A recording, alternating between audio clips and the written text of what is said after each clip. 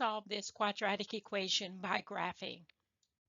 Before we begin, let's go through some quick basics. The axis of symmetry is simply a line that if it were to be sketched or drawn through the parabola, it's a vertical line that symmetrically divides that parabola into two equal parts to where they are a reflection of each other. So if I draw or sketch a vertical line, there it is.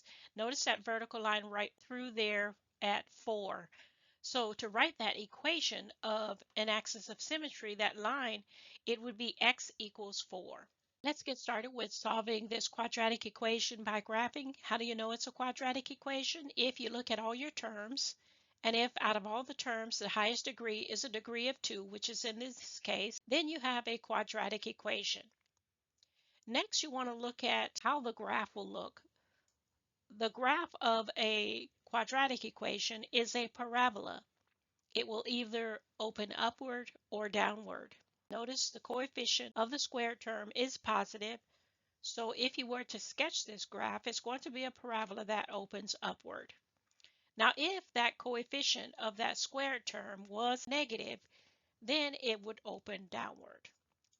Moving on to step 1, we want to find the axis of symmetry. To find the axis of symmetry, you'll simply find the x value of the vertex. And to find the x value of the vertex, that will be negative b over 2a. Recall that the coefficient of the square term, we call that a. In this case, a is 2. The coefficient of the first degree term, we call that b. In this case, b is 8. And the coefficient of the last term, the constant, we call that c. So we're going to go ahead and plug in the values into this formula. We're going to simplify it, and that's going to give us negative 2.